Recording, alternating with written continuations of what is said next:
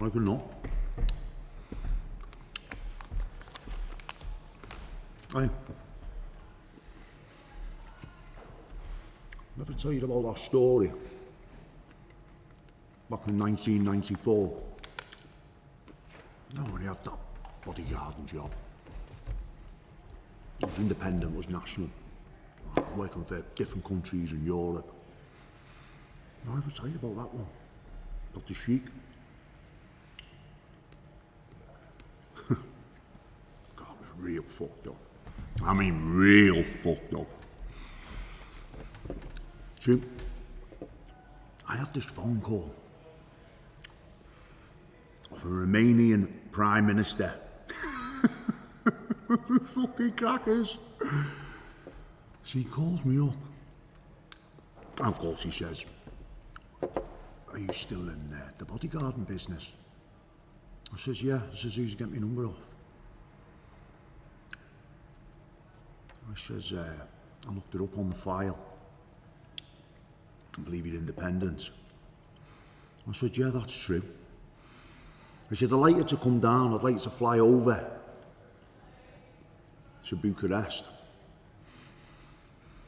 and have a little meeting because I've got this job for you. I was very optimistic at the time because I mean, these Romanians, gypsies, you know, they'll fuck it over big time. I thought, get the facts, get it all right. But when he started offering figures, you know, 8-figure checks, it was an offer I couldn't refuse, so I flew over, of course. So I'm sat with the Prime Minister, and he puts it out on the table. It's all ready. The job, of course, what I was doing. And he only wanted me to fly over to the Middle East, slap bang in the middle of jihad territory. See, there was an oil sheik called Prince Ali. I'm talking big time, mega rich, mega rich. Now, in the depths where I got and I read, this fucker was involved in a serious sex trade. And I'm talking mega. He was getting these young girls, I'm talking from the age of 13 to 25, and he was putting them in these containers on the dockyard.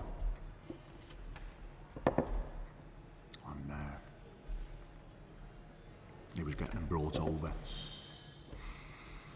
Most of them were, you know, Russian, a lot of them Romanian, you know, there's a few from Hungary, Croatia. But anyhow. So it goes over. And they put me up in this room for the night. They give me all the kit, he laid it all out on the table. I had the binoculars, I had my rifle.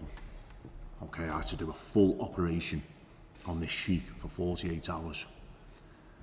And I'm talking mega intense. You know, this guy, he's got bodyguards the size of fucking houses.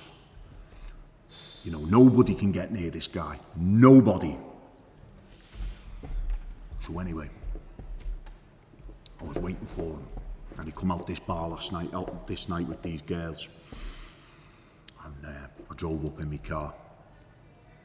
And I walked up and I put the pistol to the back of his head and I dragged him in the car and drove off.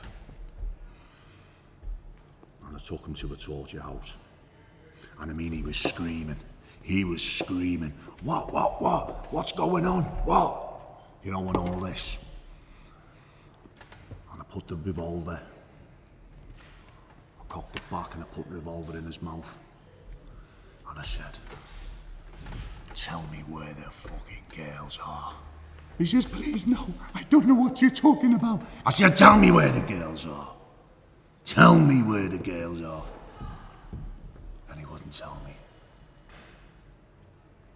So I cocked my weapon again, and I put it in his face. And bang!